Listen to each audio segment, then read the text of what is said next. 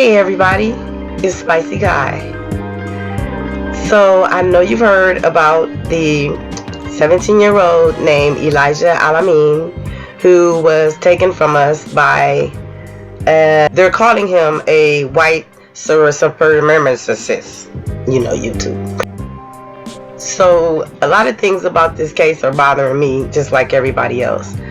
But at the end of the day, because of my connection with the prison loved one community, the thing that's bothering me most is the issue with the mental health.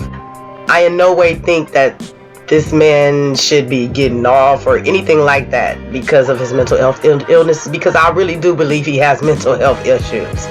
Number one, if you see him in court, you know he's loony as a Bessie bug. Okay.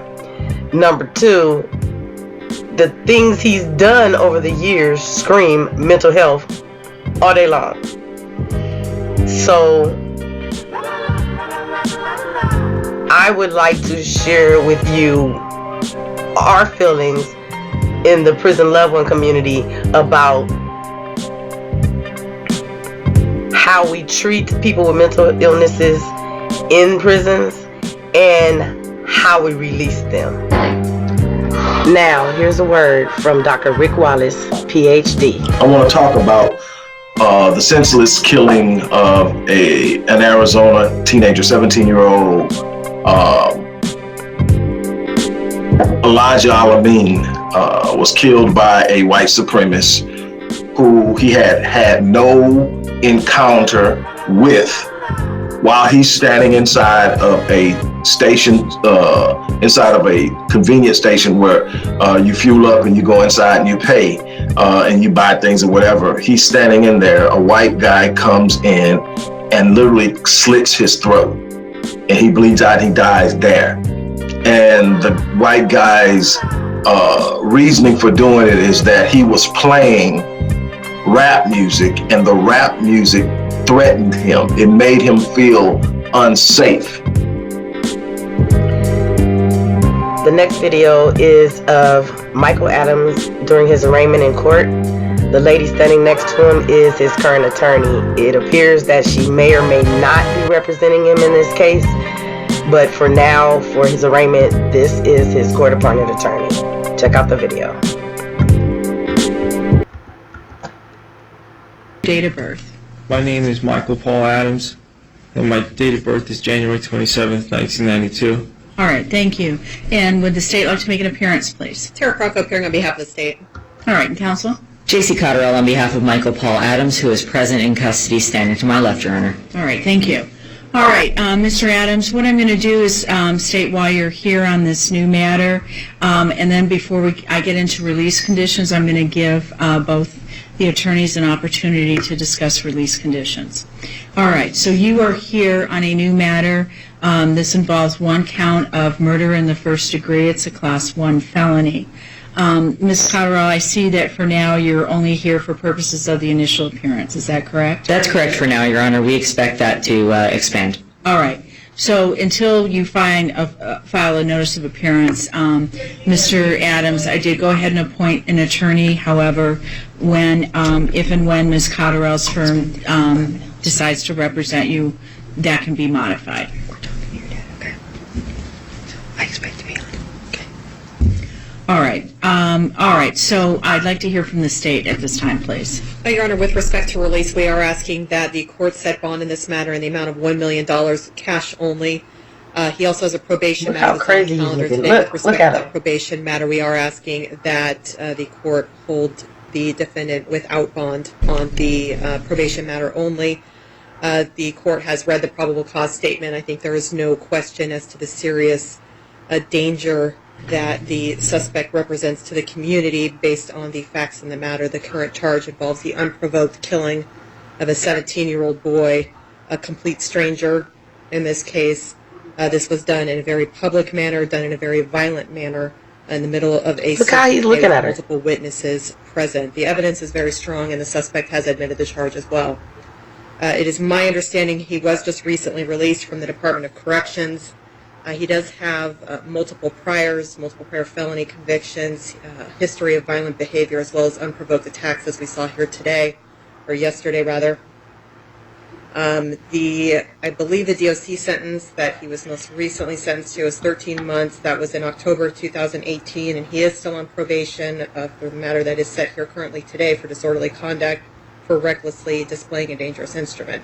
I would also note that the court was provided with a victim impact statement from the 17-year-old boy's father, both expressing their pain and grief in this matter, as well as asking that this individual not be sent back out into the community to harm others, and we are fully in agreement with that sentiment. All right, thank you. All right, Mr. Adams, I'm going to address the probation matter afterwards. Right now, I'm just going to focus on this new matter because Ms. Cotterell is here representing you on this matter. So, counsel, what is your position? Counsel, Your Honor, and I understand that we're greatly limited by what we can do based on that probation matter. I would, however, like to note that what the state has said regarding my client's statement to the police is true. I would note that the Department of Corrections did, in fact, as the state mentioned, release my client 2 days ago. And knowing that he was to be set on mental health probation, knowing that he suffers from autism, ADHD, as well as potential other mental illnesses, they released him without medication, without a courtesy ride, or any other way to get to probation. They released him to the streets with no medication, no holdover meds, no... Okay, I'm sorry. I had to stop it right there for a second. Okay, she said autism and ADHD. I have ADHD. I've been diagnosed as an adult with ADHD. Apparently, I've been able to cope with it all my life because apparently I've had it all my life. I've never, ever had homicidal thoughts. I've never, in my entire life, thought about doing anything close to that. And autism, I mean, let's be realistic here. Do you know any autistic people in the world? Because I know quite a few, and none of them are violent. They don't even want physical contact with people in most cases. So I can't imagine that this man has autism because he got a little too close to the 17-year-old to have autism. They don't want physical contact with people. So way to care for himself. So my client was released to the city of Phoenix in the state that Your Honor read about. So, yes. All right. My client with multiple prior felonies and a history of potentially unprovoked dangerous behavior with comments in those unprovoked dangerous prior acts, such as speaking about hearing voices and other mental illness indicators like that, was released with no medication. This is a failing on the Department of Corrections. This is easily foreseeable, and that's an issue. Well, obviously, some consequence may come out of this. My client needs a bed, not a cell. This is an issue that needs to be dealt with the mental health system. Right. okay, I'm going to stop it there again. A lot of people are disagreeing with this because we're all so outraged about what he did. And I think the problem lies in the fact that a lot of people don't have experience with the prison system. Once you spend 15, 20, 25 years as a prison loved one, you start to get a sense of what's really going on in the prison system of the United States of America. What she's saying is absolutely true. I'm sorry to anyone that I offend, but she's absolutely correct. Everything she's saying is the truth. You can look at this man, at his demeanor, the facial expressions he's making. You can look at this man and tell he has mental health illnesses. I just wanted to bring it to your attention that autism and ADHD are completely irrelevant. Something is actually wrong with this man. And at the end of the day, this is how they do it. This is exactly how the prison system is set up, because it's set up for recidivism. Like in my state, for example, CDCR. It's supposed to stand for California Department of Corrections and Rehabilitation, but in actuality it stands for California Department of Corrections and Recidivism. The system is literally set up for them to fail and go back to prison. So even though I can't imagine that the Arizona prison system would have thought he would do anything like this. If they thought that, I really do think they would have kept him in jail. They would have kept him in prison unless he maxed out, and you have to be part of the world to know what that means. But unless he maxed out, no, he couldn't have. I'm sorry, I have to take that back. He's on probation. So he didn't max out. To get on probation or parole, that means that they let you out earlier than the maximum date you're supposed to do. And that means that now they have control of you as an inmate on the streets. And so what they do is, like I said, they didn't mean for anything like this to happen. But what they do is they purposely put these people out onto the streets without aftercare, knowing they can't find a job, knowing they have no place to live. You put a man on probation, and he tells you he has no place to sleep. He tells you, I don't have anywhere to go. He's not supposed to be on probation. They have to have a place to go. If the man's been out of prison for 2 days, that means he's seen his probation officer. And even if this prison system failed by not giving him at least some medicine to walk out the door, you would assume that he would give him enough medicine to at least get out the door. Even if they failed him and didn't do that, his probation officer has his file as well. His probation officer has more than likely been his probation officer through the majority of all of these cases that they're speaking of. So this probation officer knows that this man has mental health illnesses. He or she knows, and they failed him as well. So I just wanted to bring that to you guys' attention, because a lot of people are saying that they're using that for an excuse. No, they're not. No, they're not. They will be able to use that to make sure he doesn't get the death penalty, but his attorney's not using that as an excuse to get him off. He's not going to get off. There were witnesses. He's not going to get off. What she's saying is, he needs help. And whether he gets help or not, I don't care. I don't care. I don't care anything about this man. But the system itself not only failed him and this 17-year-old black teen, but the system will continue to fail. Because as we speak, Arizona will keep letting inmates just like him out with no aftercare. And as we speak, so are the rest of the states in this country, mine included. They will let you out with no home, no chance of finding a job, no meds, no gate money, no anything. And what else can you do but fail? Not giving this man an excuse. I'm just telling you, these are things that are happening in the system, and they're causing these problems. And if we don't stand up, these are the things that are going to continue to happen. And that's just that. Right now, because even here, I was warned that the behavior has been erratic. And it wasn't stated that it was violent, it was stated that it was erratic. My client is mentally ill. He needs to be treated. So whether we can do that here, or whether there's some way that we can get him to the Maricopa Hospital or the Arizona State Hospital so that we can treat him while he's under close supervision and close custody, it needs to happen clearly. It's simply not acceptable.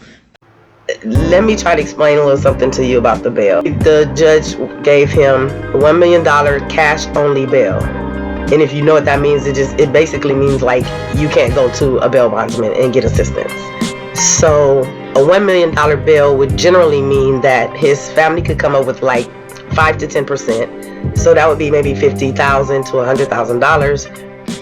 And if you own property or something like that, you would be able to, refinance your home or something and come up with that kind of cash. Then they would have to find other pieces of property to cover the other 95%. So that means if he doesn't show up for court or something like that, then they would be able to foreclose on all these properties to make up for the 95% that they, as the bail bondsman, put up to get him out. The judge made it a $1 million cash only bail.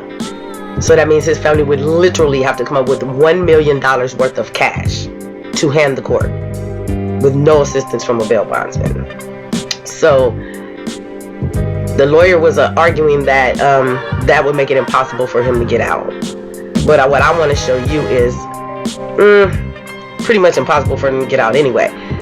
And this is why. So he's being held in the county jail this is the Maricopa inmate search for Michael Adams.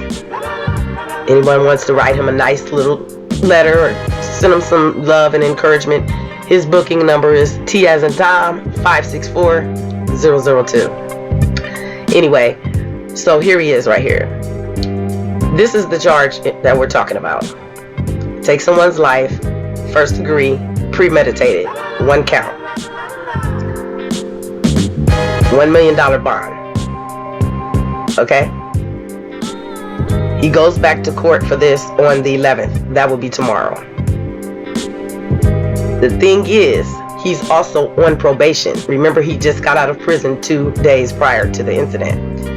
And he was on probation for whatever he was in there for. You heard the lady naming off a list of stuff.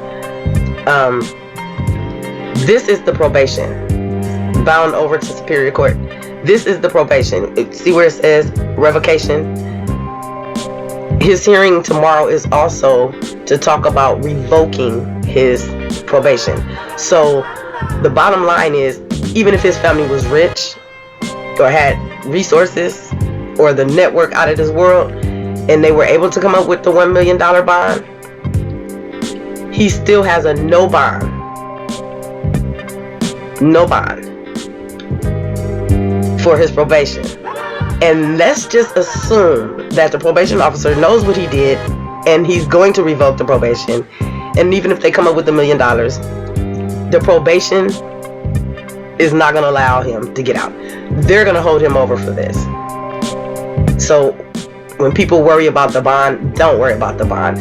He just doesn't look like $1 million kid, number one. And number two, the probation office is not going to drop this.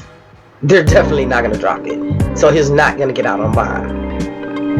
I just wanted to share that with you. This is a man who spent nearly 3 years in prison and got out 2 days before this attack. Previously in prison for aggravated assault charges, his time extended for assaulting an officer while in prison. According to witnesses, Elijah was simply filling up his gas. He pulled up, he had his speakers up, he's listening to what his sister says was probably old school hip hop because that's what he loved, and he went in to buy a soda. They also say that the suspect had just helped someone fix a light on their car and then, unprovoked, as you mentioned, walks in, stabs this young man, this 17-year-old, in the back and slits his throat, and then casually walks out and walks down the street while Elijah is left to stumble outside for help, and a bystander is trying to render aid to keep him from bleeding out on the pavement. It's absolutely horrendous. Wow, that is so terrible. Can you just tell us what we actually do know about Elijah, his life, who he was as a young teen? You know, as heartbreaking as this is and as devastated as his family is, they can't help but lighten up a little bit when they think about him. I mean, this is a young man who was a go-getter, just 17 years old, already working 2 part-time jobs so that he could buy that car that he was driving, and he had just paid to upgrade it even more. He was going into his senior year of high school. His sister says he was even considering getting a 3rd part-time job, and when he graduated, he wanted to do something to try and create his own business. So this was a young man with plans ahead of him, and by all accounts, just a fighter who had a bright future ahead of him. And now his family is in absolute disbelief, and at the same time trying to navigate this extreme sadness, also coupled with the extreme anger that they feel from this situation. So now here we are, 2 parents grieving over the loss of a 17-year-old son who never even made it to the 12th grade. This young man spent his 11th grade in the summer before 12th grade working 2 jobs, saving money like a responsible person to buy a car, to fix up his car. This young man was supposed to be going to prom next year. He's supposed to be graduating and walking across the stage, and instead his parents had to bury him. That's just horrible. Let me read a little something from CNN. Days after losing her son, Al-Amin's mother, Serina, said that ultimately she wants justice. She said, quote, "He's a good boy, he's a good baby, he's my baby, and I have to bury him. I'm on my way to bury him right now," unquote. We begin tonight with an exclusive interview with the mother of a teen who was killed inside a Circle K. She is speaking to Fox 10. Yeah, Linda, that excuse that Serina is referring to is mental illness. The suspect's attorney says he never got any medication when he was released from prison on Tuesday, but the mother of Elijah Al-Amin says that the defense is just disguising a hate crime. I got a call from his father saying, "Something's wrong. This is not like Elijah. He's not home yet." Out of the blue, somebody's gonna do this to you? I can't understand. I don't care what somebody's hiding behind mental illness. There's no excuse. Many have paid their respects to Al-Amin at the place his life was taken. Rita says he worked at Subway and Taco Bell to save up for his own car, his senior year of high school approaching. A mother deeply proud of the young man he was becoming. My last words to him was, "Elijah, I love you." He said, "I love you too, Mom." Those were his last words to me. And I'm at peace with them. But still, for Rita's, minutes feel like hours as she tries to function without her son. I'm so numb and hurt to the core of my soul, but I have to stay focused because I know that's what he would want, and to make sure justice is served for him. The Arizona Department of Correction says officials never designated Adams as seriously mentally ill, but court records show that he has been arrested for attacking someone with a deadly weapon twice, both of those people being strangers to him, and he also assaulted a correctional officer while in jail. There's also a grieving father in this story. He's just as distraught as Elijah's mom. Here's what Arizona News 12 said about Elijah's father. Raheem Al-Amin said in a recent interview with Arizona 12's News, "I mean, like, if he asked Elijah to turn it down, he would have probably turned it down. That's just who Elijah was. Oh, my bad." That's probably what he would have said. "Oh, my bad." And he would have turned the music down. But here's the problem. It wasn't even that logical. It wasn't about him turning the music down. Because by the time he hurt Elijah, he wasn't even in the car anymore. he followed him into the store where there was no music. So it wasn't about him turning it down. It was literally about the genre of the music that was being played. Racism at its finest. And tells police he stabbed the teen because he was bothered by the music he was playing. Team 12's Antonio Mejia spoke with the victim's father. And Antonio, what is he saying about his son? Well, Caribe and Mark, the teen's dad says his son had just gotten out of work late Wednesday night. The young man made a stop at the Circle K with his girlfriend, never knowing he would randomly be attacked. I miss my son. It still doesn't seem real to Raheem Al-Amin. His son Elijah, just 2 weeks from his 18th birthday. That's it. He had so many dreams what he wanted to do. He wanted to be in hotel management. He wanted to move different places, and I was just like, Elijah, you get there, you know what I mean? And the 17-year-old hoping to fulfill those dreams after his senior year at Apollo High School. I mean, he was just a good kid going to school. Paul Adams told detectives he slit Elijah's throat because Elijah was listening to rap music, which made Adams feel unsafe because he claims in the past he's been attacked by people who listen to rap music and that people who listen to rap are a threat to him and the community. You had to kill him because his music's too loud. Knowing that he suffers from autism, ADHD, as well as potential other mental illnesses, they released him without medication. In a statement, the Department of Corrections says in part that Adams was not designated as seriously mentally ill. He was provided contact information for services in the community. We regularly fail our mentally ill and mentally handicapped population, and too often they find themselves in the criminal justice system. He took a hell of a kid. Now let's hear what his friends have to say about him.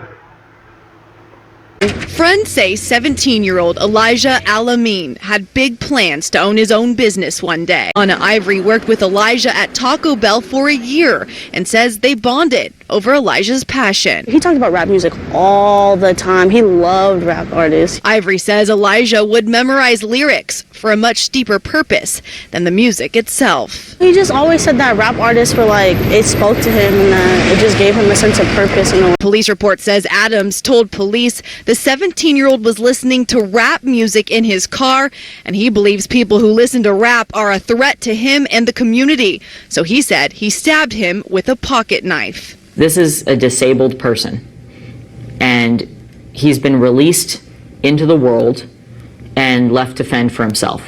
And 2 days later, this is where we are. His attorney says the Department of Corrections failed Elijah and that Adams was put back on the streets with no resources or psychiatric help, even though he had a past of severe mental illness and violent crimes. She wants policy to change so no other teen has their life senselessly cut short. He had a lot of dreams that he told me about that he really wanted, and I just wish, like, if I could talk to him one more time and be like, dude, go follow those dreams that you really wanted to do. Everybody deserves that.